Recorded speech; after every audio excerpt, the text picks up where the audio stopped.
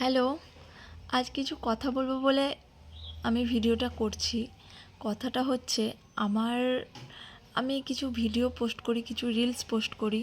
তো সেই রিলসে একটা রিলসে একটা ছেলে, আমি চিনি না তাকে, তো জানি না সে আমাকে কতটা চেনে।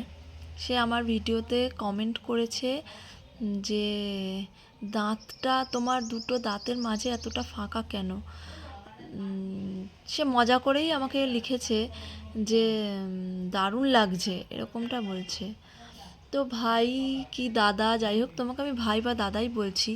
তোমার আমি জানি তুমি আমাকে কষ্ট দেবে বলে, আমার যাতে খারাপ লাগে সেই জন্যই তুমি কমেন্টটা করেছো, তুমি এমনভাবে লিখেছো। তো একটা কথা শোনো, ভালো করে শুনে নাও কথাটা।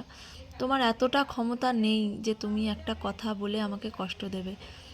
আমার দাঁত কেন ফাঁকা, সেটা তো ভগবানের দান, ভগবান আমাকে দিয়েছে।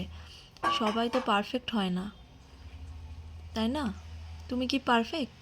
এই যে তুমি আমাকে কষ্ট দিয়ে কথা বললে, তোমার পার্সোনাল অ্যাটাক করলে, তোমার সাথে তো আমার কখনো কোনো পার্সোনালি কোনো সম্পর্ক নেই, তাই না? তো তোমার সাথে আমার পার্সোনাল কোনো সম্পর্ক নেই, আমি তোমাকে চিনি না, তুমি আমাকে চেনো না। তো আমি তোমাকে, তো মনে হয় না যে আমি তোমাকে কখনো কষ্ট দিয়ে বা খারাপভাবে কোনো কথা বলেছি। তুমি বললে কথাটা, তোমার এতটা ক্ষমতা নেই আমাকে কষ্ট দেবে। তোমার কথা শুনে আমার কষ্ট হয়নি, কারণ এটা ভগবানের দান।